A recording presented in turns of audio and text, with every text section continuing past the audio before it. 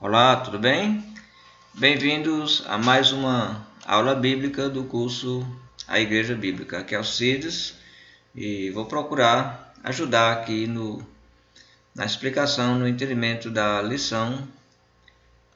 E o tema dessa vez, lição 3, o início da Igreja Bíblica. Então, a palavra de Deus, a Bíblia, revela com clareza, com precisão, quando a Igreja do Senhor iniciou.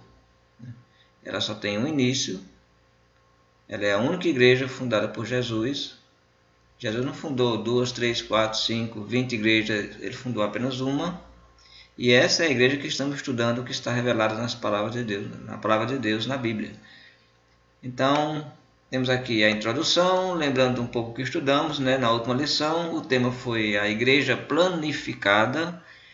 Nós vimos as passagens que eu não vou citar aqui, que já estudamos, mas pode relembrar: Isaías capítulo 2, 2 a 3, Joel também capítulo 2, 28 a 29 e Daniel também capítulo 2, versículo 44, são as principais profecias sobre o início da igreja, o início do reino de Deus, E seria estabelecido nos últimos dias. Importante entender que esses últimos dias não são os últimos dias do fim do mundo, os últimos tempos, são os últimos dias da era judaica. A profecia foi feita na era judaica, mosaica, de Moisés. Então, seriam os últimos dias dessa era. E foi exatamente assim. E foi em Jerusalém, a cidade de Jerusalém, conforme citada em Isaías e também em Joel, quando da chegada do Espírito Santo.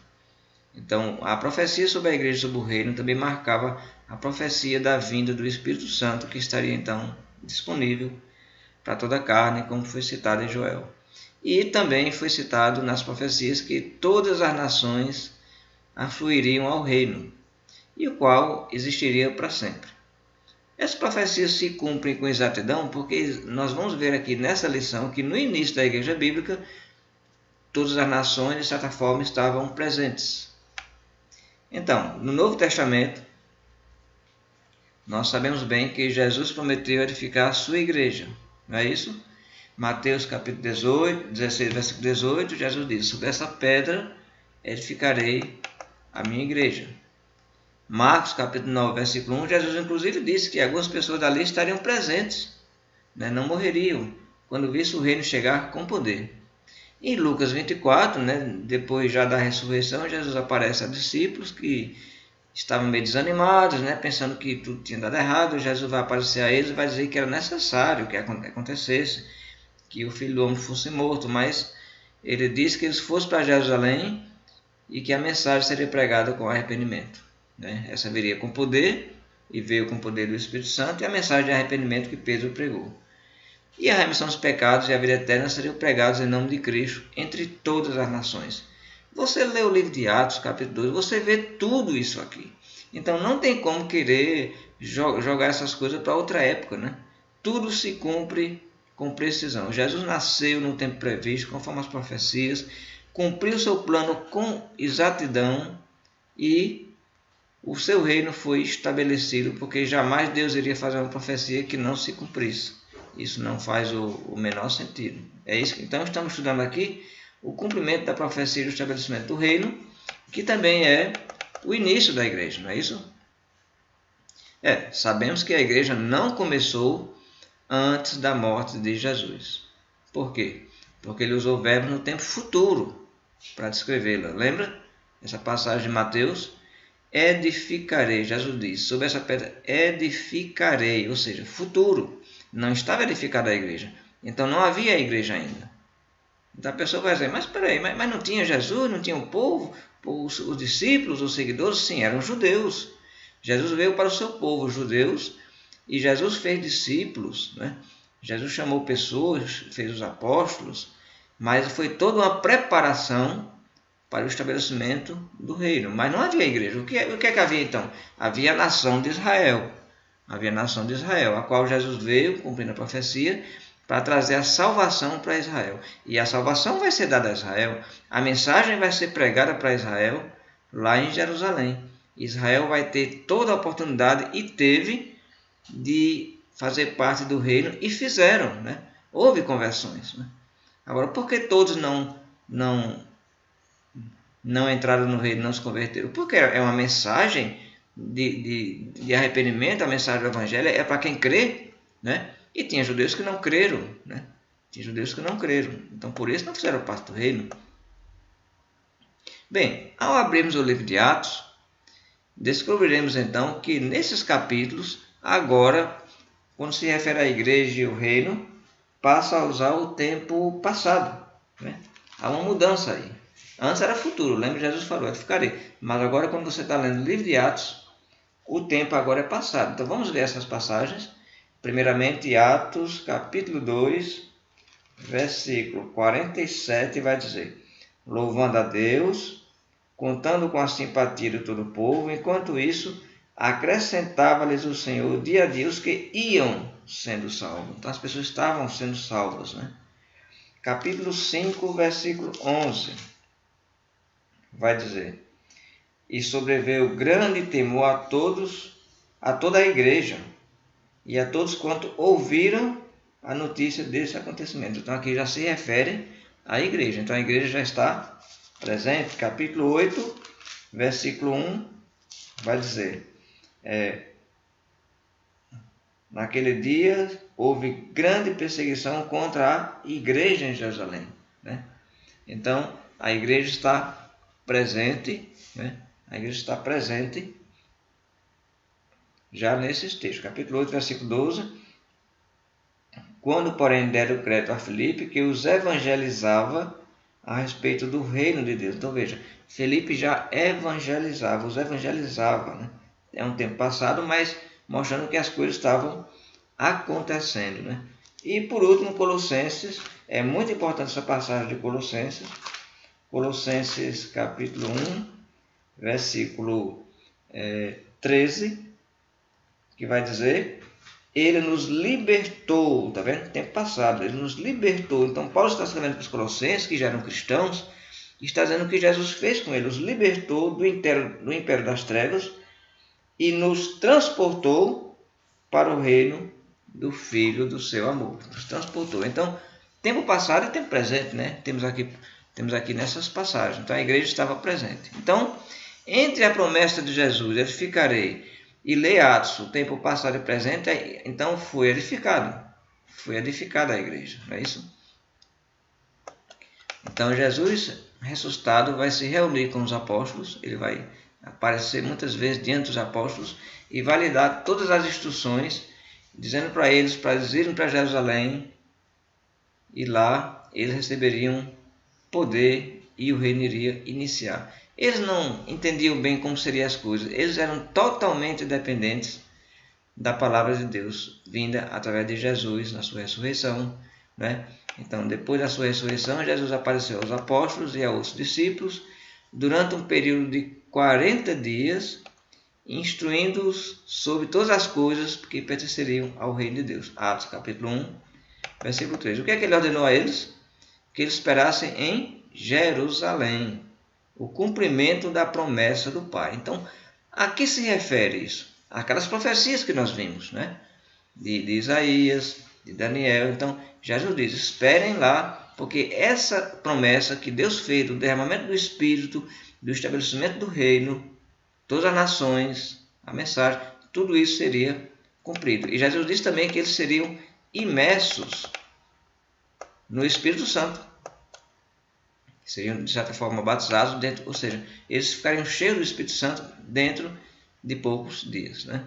Então nós temos aqui, por exemplo, essa passagem na íntegra no livro de Atos.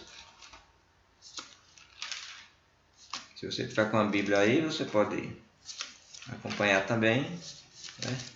Atos capítulo 1, versículo 4 a 5.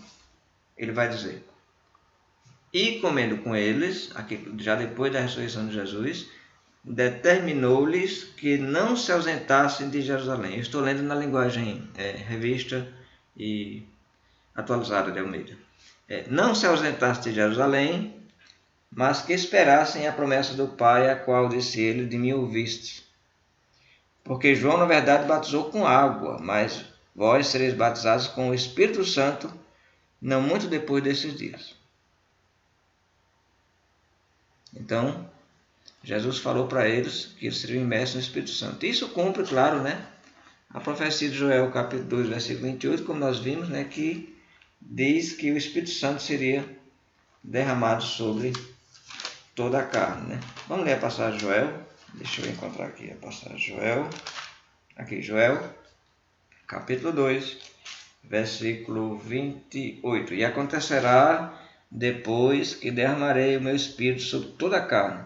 Vossos filhos e vossas filhas profetizarão, vossos velhos sonharão, vossos jovens terão visão. Então, o Espírito seria derramado, né? Entenda essa profecia aqui, sobre toda a carne que aceitasse a mensagem. Porque se não fosse assim, todos em Jerusalém iriam receber o Espírito Santo. Claro que isso não aconteceu. Tinha pessoas lá incrédulas, não creram, né? Toda a carne dos que crescem, né? Dos que crescem. E além disso, Jesus prometeu que os apóstolos seriam as suas testemunhas, anunciando o Evangelho. Primeiro em Jerusalém, porque está começando em Jerusalém, né? O reino vai ser estabelecido, a igreja começou de Jerusalém, conforme as profecias. Posteriormente na Judéia, que é toda a região, né? Toda a região que circunda Jerusalém, aquela região é da Judéia, e Samaria, que é toda aquela região onde Jesus andou, né? Israel, e no mundo inteiro, né? Então essa mensagem não ficaria restrita a Israel. Era para de Israel ela ser espalhada para o mundo inteiro. Agora começando por Israel, né? Então, isso é Atos capítulo 1, versículo 8, né? E cumprindo também a profecia de Isaías, capítulo 2, versículo 3, né? Vamos ler aqui Isaías,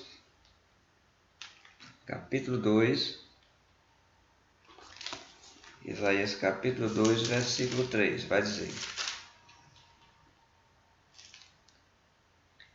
Irão muitas nações e dirão: Vinde, subamos ao monte do Senhor e à casa do Deus de Jacó, para que nos ensine os seus caminhos e andemos pelas suas veredas, porque de Sião sairá a lei, e a palavra do Senhor de Jerusalém. Olha aí, todas as nações, Jerusalém.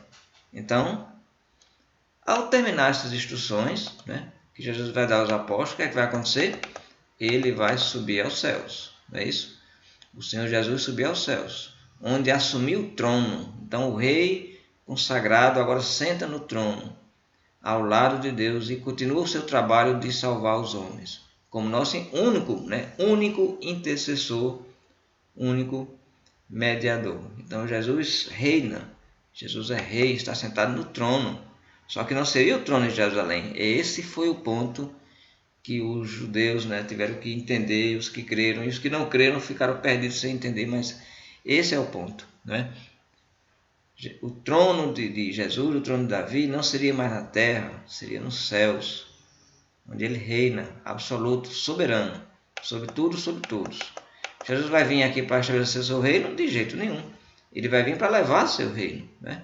Mas ele é o rei sobre toda a terra, tudo está submisso a ele, né?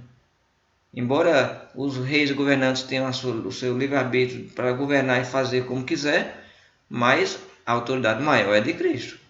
Todos vão prestar contas a ele, né? Então, vamos ler aqui esses textos que revelam com clareza esses pontos. Vamos primeiro ler Efésios capítulo 1. Efésios capítulo 1, versículo 20 e 22. Vai dizer: O qual exerceu ele em Cristo, ressuscitando dentre os mortos e fazendo-o sentar à sua direita nos lugares celestiais, acima de todo o principado e potestade e poder e domínio, e de todo nome que se possa referir, não só no presente século, mas também no vindouro. Então Jesus sentou nos lugares celestiais, está acima de todo reino, o que quer que seja, né? Acima de todo nome, né? Colossenses, né? Vamos para Colossenses, capítulo 1, versículo... Lemos o 13, lembra? Agora vamos ler do 13 até o 20, né? Ele nos libertou do império das trevas e nos transportou para o reino do Filho do seu amor, no qual temos a redenção, a remissão dos pecados. Então, note que o reino está relacionado com a redenção e remissão de pecados. Quando Pedro deu a pregação, ele falou exatamente isso.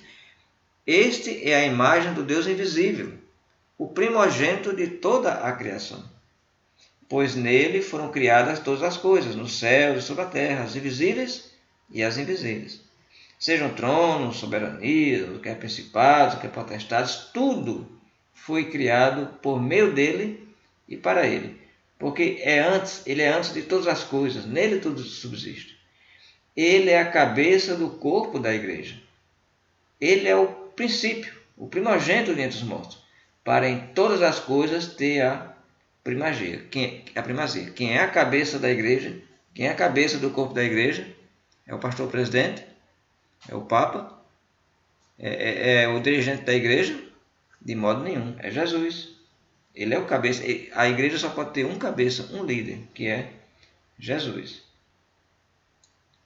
Porque aprove a Deus que nele residisse toda a plenitude, e que, havendo feito a paz pelo sangue da sua cruz, por meio dele, reconciliasse consigo mesmo todas as coisas, quer sobre a terra, quer sobre os céus. 1 Timóteo, capítulo 2, 1 Timóteo capítulo 2, versículo 5. 2:5 vai dizer: porquanto há um só Deus e um só mediador entre Deus e os homens, Cristo Jesus, homem. Jesus é o único mediador. E por fim, chegamos em Hebreus capítulo 1, versículo 1 a 4. Havendo Deus outrora falado muitas vezes e de muitas maneiras pelos pais, pelos profetas, nesses últimos dias nos falou pelo Filho, a quem constituiu o herdeiro de todas as coisas, pelo qual também fez o universo. Ele, que é o resplendor da glória e a expressão exata do seu ser, sustentando todas as coisas pela palavra do seu poder.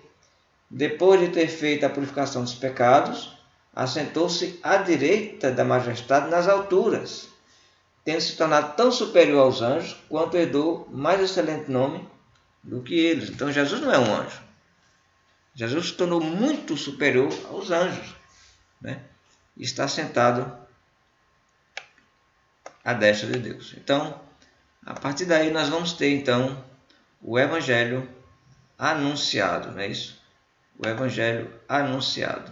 Vamos continuar na nossa próxima videoaula. Vou dar uma pausa aqui e na nossa próxima aula nós continuamos. Agora vamos ver como o Evangelho foi anunciado lá em Jerusalém naquele dia, como foi que isso aconteceu, como foi que essas profecias foram cumpridas.